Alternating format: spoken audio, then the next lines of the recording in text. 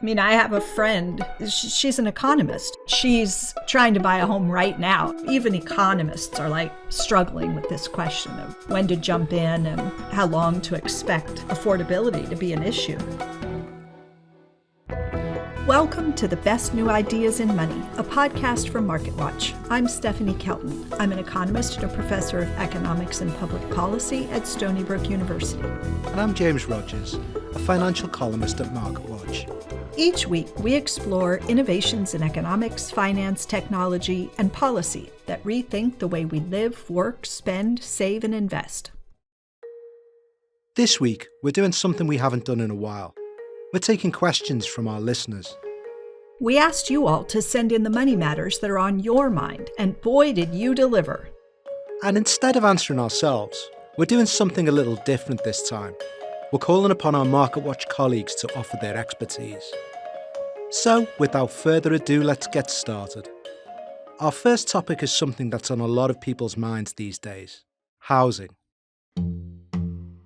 This question is from a listener named Sunny. He writes, "Buying a house seems impossible these days. We won a bidding war for a place. What's the best way to put money down?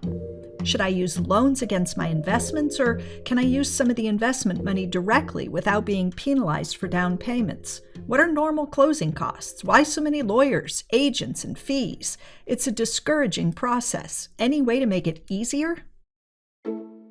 For this one, we're handing the microphone over to my colleague, Arti Swaminathan, who's been on the show before.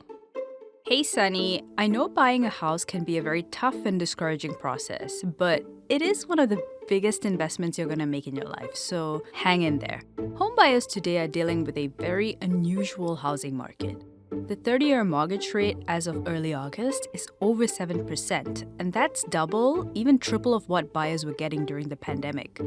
Plus, a lot of people who bought a home during the pandemic, who have no reason to sell, are not selling because if they do, they'd have to take on a mortgage at 7%. So home ownership today has become a lot more costly than during the pandemic. So to answer your question, well, technically questions, since there are many of them in there, I'm going to go one by one. We won a bidding war for the place. How best to pay the money down? What percentage of the home's price did you allocate towards the down payment? Most people think of putting down 20% to avoid paying mortgage insurance. And here's what people typically do if they don't have enough money to cover that amount. They receive a down payment gift from friends and family to buy their first home. They withdraw money from their investments in the stock market, in crypto, or elsewhere to put towards their home. Some people dip into their 401k or their retirement accounts. And others use money from the sale of the home that they're presently living in. You can also look for down payment assistance from your state and local organizations. You can look for a list on the United States Department of Housing and Urban Development's website. This will really depend on where you live and also see if you qualify. Now, your next question is, should I use the loans against my investments, or can I use some of that investment money directly without being penalized for down payments? Now, that's really up to you.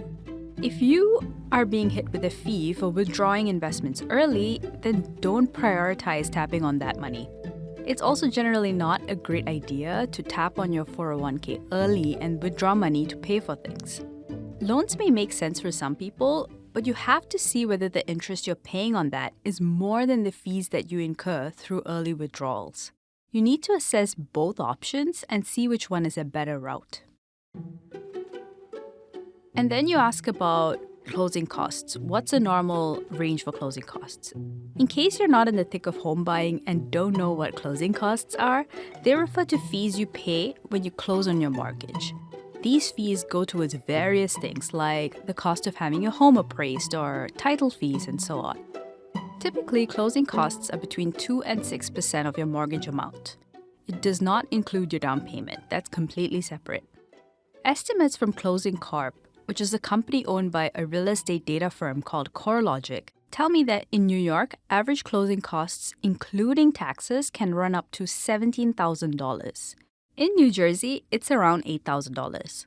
The most expensive state for closing costs is actually DC, where your bill can go up to $30,000 for a home that's around $770,000. So then you ask, why so many lawyers, agents, and fees? So that's just how the real estate industry is set up. It's mostly set up to protect you, the home buyer, as well as the homeowner when they're selling. People in the business want to protect themselves for lots of reasons. Things like a homeowner defaulting, or if someone breaks a promise, someone is racist, someone is predatory, and so on. There are so many agents involved for one reason or the other. But if you think you spotted a junk fee or something else you consider unjust, do send us a note and we can investigate. Finally, you note that it's a discouraging process and ask if there's another way to make it easier. I would say talk to people and see if they're going through the same thing. Venting will make you obviously feel better, but it will also get you some clarity on whether the process is just a little bit more detailed than you initially thought, or whether something strange is going on. Thanks for that, Artie. So, Stephanie, what are your experiences of house buying? I bought 3 of them between 2001 and 2006, if that period of time rings a bell. That was during the run-up in housing prices, or the housing bubble. And then I've bought 2 homes since then. So, yeah, I've had quite a bit of experience buying and selling homes. What about you? Never bought a house, but I've bought 2 apartments, both in New York City, which is obviously its own thing in terms of a housing market. So, yeah, I've got some experience, but it's, I like you, I bought at a pretty hot time in the housing market. So it's really different out there today. I don't know what interest rates were like when you bought your properties, but I have a friend, she's an economist. She's trying to buy a home right now, and she messaged me yesterday or the day before, and she's trying to figure out, when is the Fed going to cut, and should I plan to refinance when rates fall, or should I hold off a little bit longer until rates fall? So it's a huge, even economists are struggling with this question of when to jump in and how long to expect affordability to be an issue. Yeah, I'm wondering whether there's a sense that people think that they should wait for interest rates to improve or not. It's the big dilemma. One of the things that we were always told when we were looking to buy an apartment was that there's never quite the perfect time to make that purchase. So, maybe sometimes people just have to jump in. Coming up, we break down central bank digital currencies and the tropical locale you should visit if you want to test one out. That's after the break.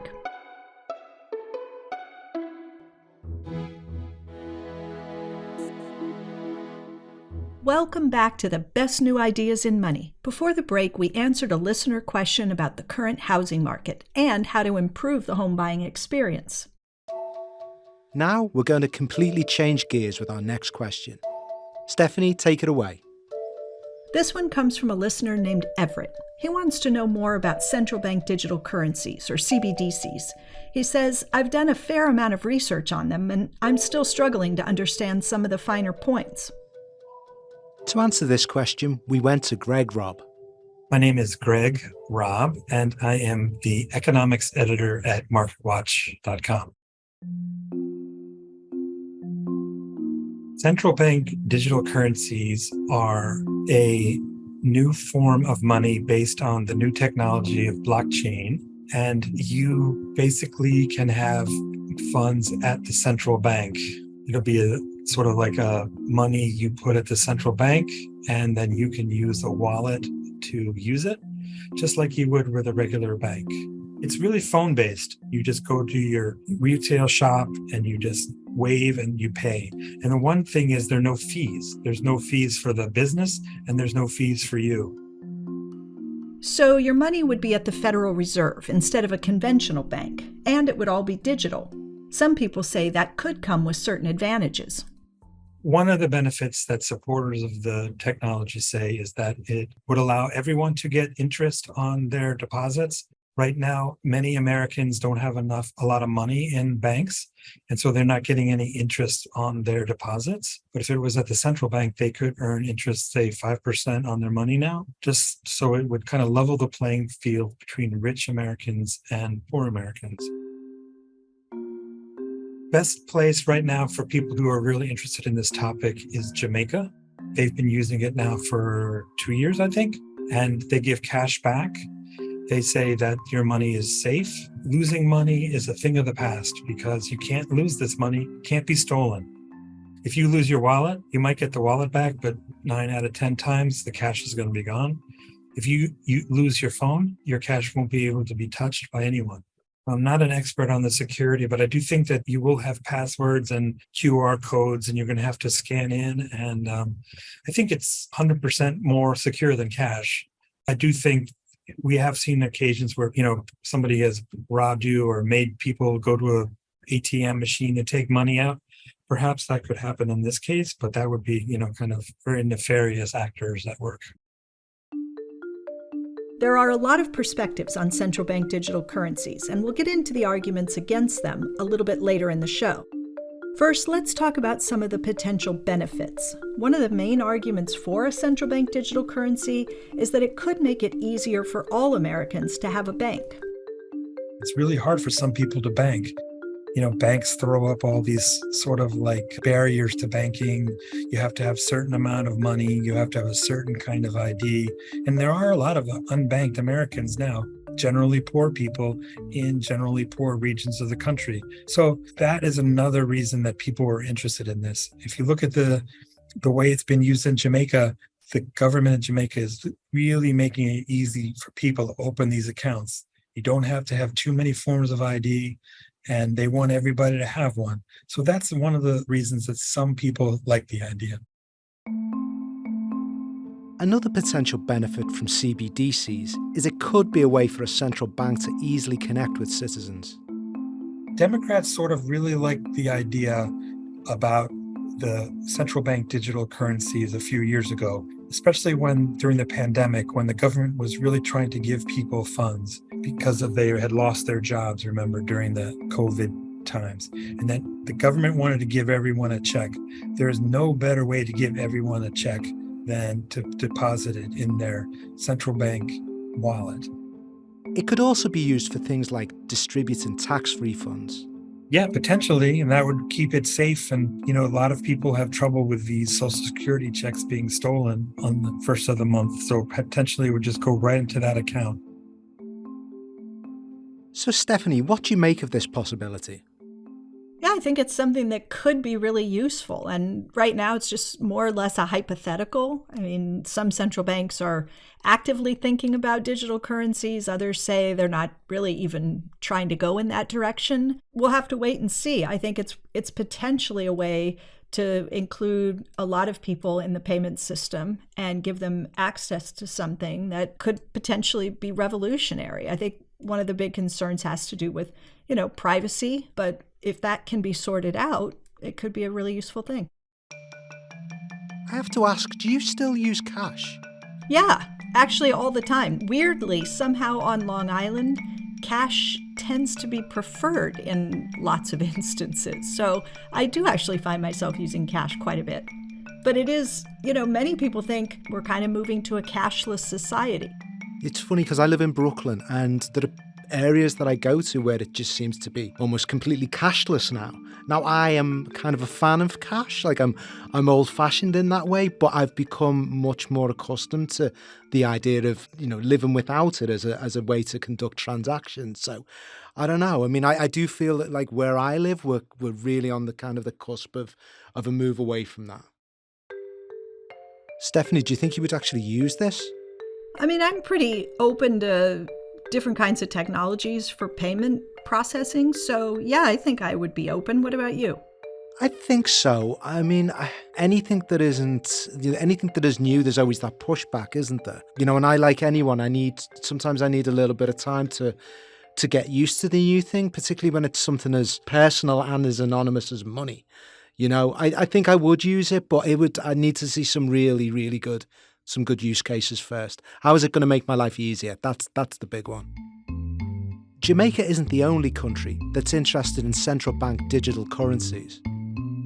Right now, all the work on central bank digital currencies is taking place outside the United States.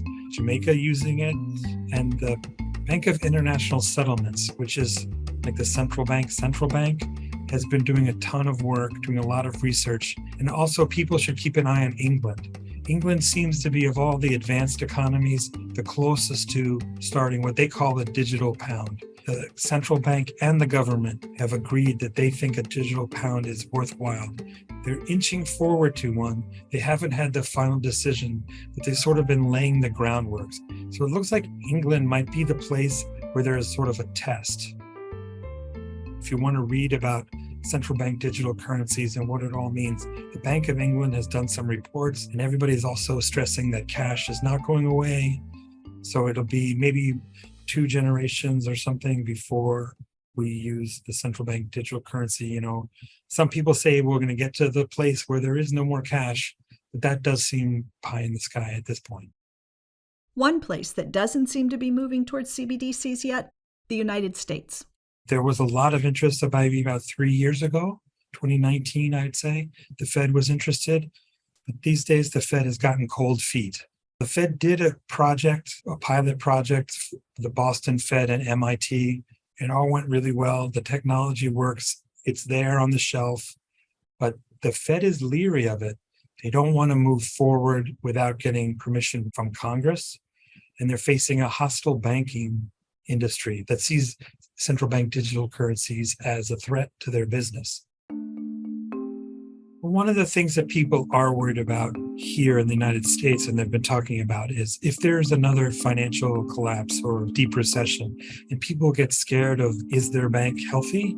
And they start to move money.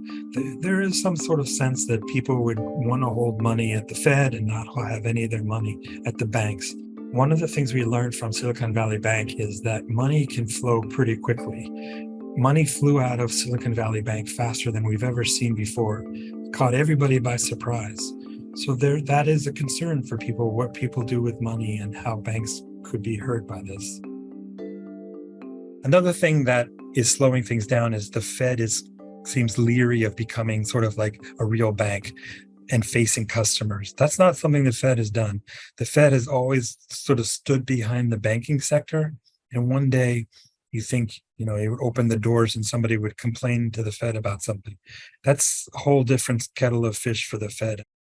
And potential worries about CBDCs go beyond the banking sector. Some people are concerned about how this is going to work if suddenly people all across the world are using Fed digital currencies. It's a little bit of a scaling factor. So I think that's another thing that people are worried about when it comes to digital currencies. And I don't think there has been that great an answer. Another concern people have that they're thinking about is, some people are worried that your money is going to be tracked, that everything you spend on is somehow the government's going to be watching you, and that they're going to be able to see what you purchase and the things that you don't want anybody to know you're buying. So that's a concern. But at the same time, there seems to be some benefits from the fact that there might be some people who won't be able to somehow someday walk into a room and give somebody a suitcase full of cash for something, right? So there's some sense that hopefully maybe financial crimes can come down. But how to kind of thread that needle is going to be tricky for regulators, tricky for Congress, tricky for the Federal Reserve. Finally, Greg says there's another reason it's unlikely we'll see a central bank digital currency in the U.S. anytime soon. When it comes to financial innovation, the United States has always lagged. As you can see, it's the way our government is set up.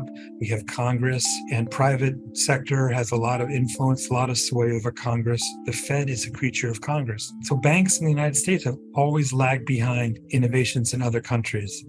I remember 5 years ago or so, you could go to Canada and go skiing and sit down and have dinner with everybody you skied with, say 30 people or something. And the waiters didn't blink an eye to bring you your individual bill. And at the same time in America, you would have this bill where everybody was having to pitch in money, pay for somebody else's whiskey. That was still going on. Overseas people are way ahead of us in these terms. Just the way our system of government is, we're slow to the uptake on these things in the financial sector. But, in some ways that's not too bad. But, the way innovation works, we are kind of slow on these things. I spoke to one bank analyst recently, and he said that central bank digital currencies was on the top of everybody's tongue a few years ago, but now he rarely hears about it. I think if it's drawn out in England and everything goes well, that'll definitely give some momentum for the United States. But I think we should all ask our editors to send us to Jamaica, preferably in February.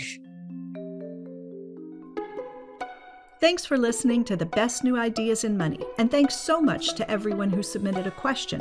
You can subscribe to the show wherever you listen to podcasts. If you like what you heard, please leave us a rating or review. And if you have ideas for future episodes, drop us a line at bestnewideasinmoney@marketwatch.com. Thanks to Artie Swaminathan and Greg Robb. To have more of your money questions answered, head to marketwatch.com. I'm Stephanie Kelton. And I'm James Rogers. The Best New Ideas in Money is a podcast from MarketWatch. The producers are Meta Lutsoft and Katie Ferguson, who also mixed this episode. Melissa Haggerty is the executive producer. Steve Kutz was our newsroom editor on this episode. The Best New Ideas in Money theme was composed by Sam Retzer. Stephanie Kelton is an economist and a professor of economics and public policy at Stony Brook University, and not part of the MarketWatch newsroom. We'll be back next week with another new idea.